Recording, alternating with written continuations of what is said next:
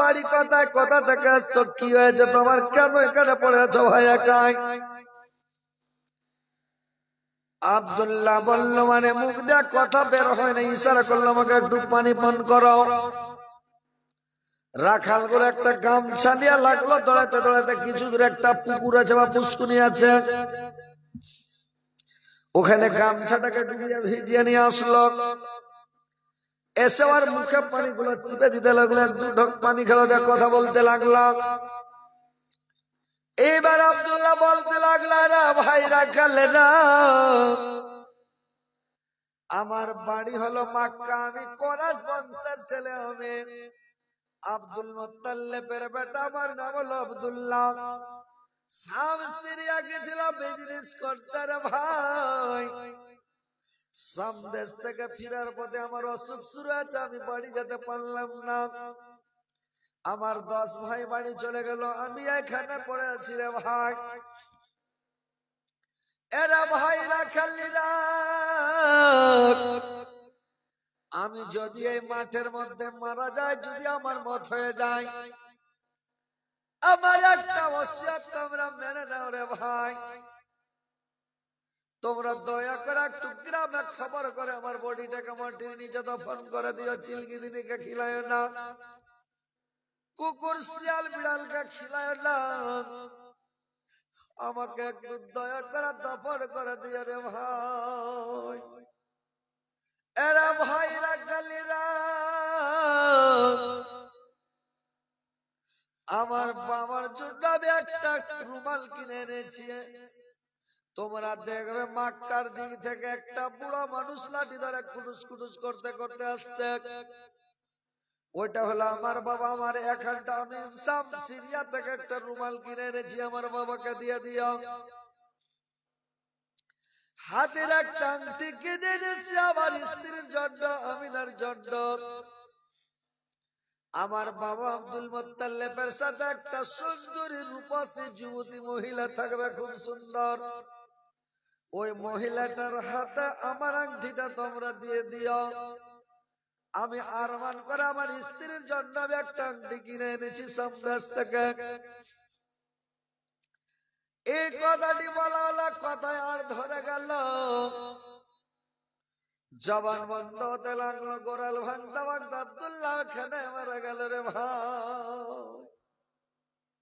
রাখাল গুলো গ্রামে খবর করলাম, একা উঠিয়া নিয়ে চলে গেল নবে গাজাদির বাড়িতে, ওইখানে গোসল করে কাফন লাগিয়া মাকামে আবুয়াতে দফন করে দিল রে ভাই। আর মাকামে আবুয়ায় দফন করা দেশি কান জায়গা থেকে উঠিয়া নিয়ে দফন করে এরা চলে আসলো। কয়েকদিন পর আব্দুল মুত্তালিব আর আমেনা এবার মদিনাতে পৌঁছে গেল রে ভাই।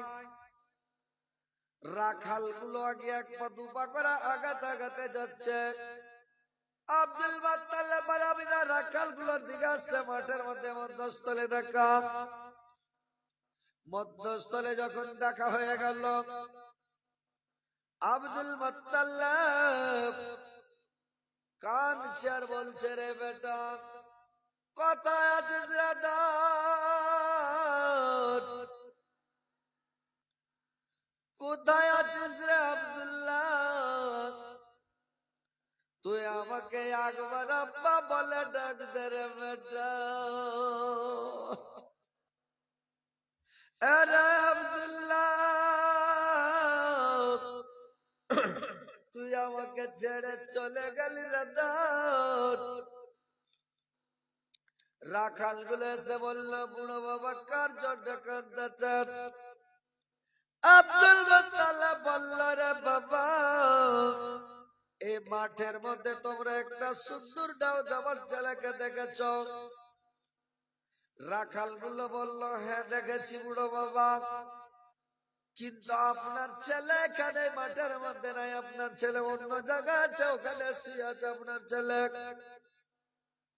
রাখাল গুলো সঙ্গে করে নিয়ে আব্দুল মুত্তালিবকে আমেনাকে নিয়ে চলে গেল। আর নিয়ে গিয়া মাকামে আবুয়ায় নিয়ে ওই টাটকা কবর দেখাচ্ছে। বুড়ো বাবা, এই যে দেখেন আপনার ছেলে এখানে শুয়ে আছে, দুনিয়া ছেড়ে বিদায় নিয়েছে। আব্দুল মুত্তালিব কাঁদতে লাগলেন, বেটা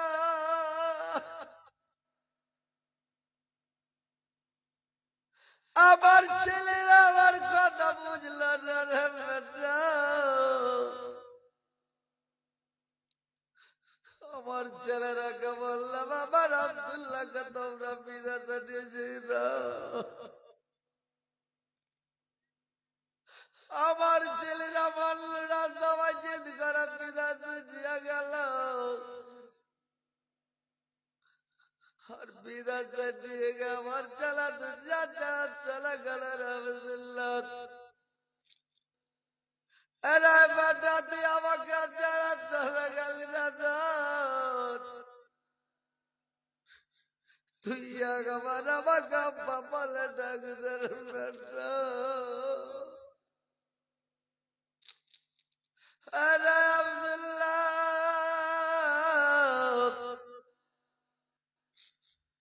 তুই আমেনাকে ছেড়ে চলে গেলি রে, আমি কাকে বেটা বলে ডাক দিবার আব্দুল্লাহ। আমি সব সময় আমি তোকে কোলে নিয়ে থাকি, পার্শ্বে নিয়ে থাকি, সব সময় তুই আমার কাছে থাকি, আর তুই আমাকে ছেড়ে চলে গেলি বাবা। অনেকক্ষণ ধরে আমি না কাঁদলাম, আব্দুল মুত্তালিব কাঁদতে লাগলো। কাঁদতে কাঁদতে আমিনার হাত ধরে নিয়ে আব্দুল মুত্তালিব বাড়ি নিয়ে চলে গেল। আর বাড়ি নিয়ে গিয়ে বলল, আমিনা তুমি বাড়ি চলে যাও না রে মা, তুমি আমার বাড়িতে থাকো, আর আজ থেকে তুমি আমাকে বাবা বলে ডাক দিবে আমিনা, আর আমি তোমাকে বেটি বলে ডাক দিব, তোমাকে আমি বেটি বলে ডাক দিব আমিনা। আর আজ থেকে তুমি আমাকে বাবা বলে ডাক দিবে আমিনা। এবার চলে গেল, থাকতে লাগলো, এবার থাকতে লাগলো। এবার আমিনা এবার গর্ভবতী ছিল, 6 মাসের গর্ভে, 6 মাসের গর্ভবতী আছে আল্লাহর নবী পেটে। আল্লাহর নবীর বাবা আব্দুল্লাহ দুনিয়া থেকে বিদায় হয়ে গেল। এবার আমিনা আব্দুল মুত্তালিবের বাড়িতে থাকতে লাগলো রে ভাই। তো ভাই আজকে এখান থেকে থাকলো, কালকে ইনশাআল্লাহ এখান থেকে আবার কালকে চালু হবে ভাই। তো মানুষের পেট পৃথিবীতে ভরবে না, ওই সুলাইমান নবীর পেটে মানে ওই পানির কাছে ও খাজনা নিতে গেছে, কইছে আরো 10 মিনিট চালাও। তো পৃথিবীতে মানুষের মন ভরবে না, কতক্ষণ চালাচ্ছি ঘড়ি দেখেন।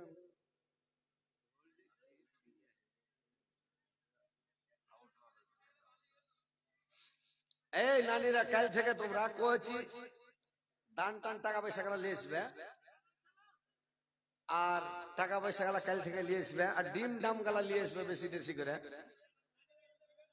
আর টাকা পয়সা কাল থেকে টাকা উঠাবো, সবাই টাকা নিয়ে আসবেন ভাই, আপনারাও টাকা নিয়ে আসবেন। আর মা খালা নানিরাকে বলছে আপনারাও টাকা নিয়ে আসবেন কালকে থেকে।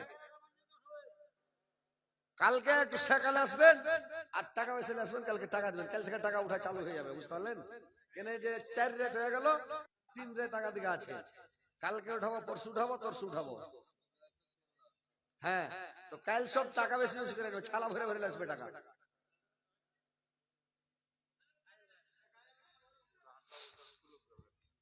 যাই হোক আজকের মতো এখানে শেষ করলাম ভাই, আসসালামু আলাইকুম।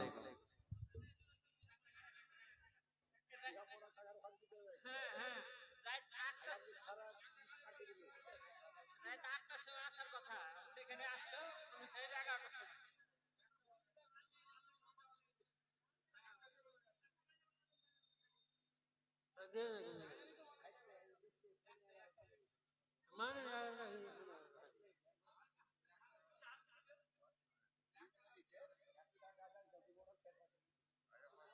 হলো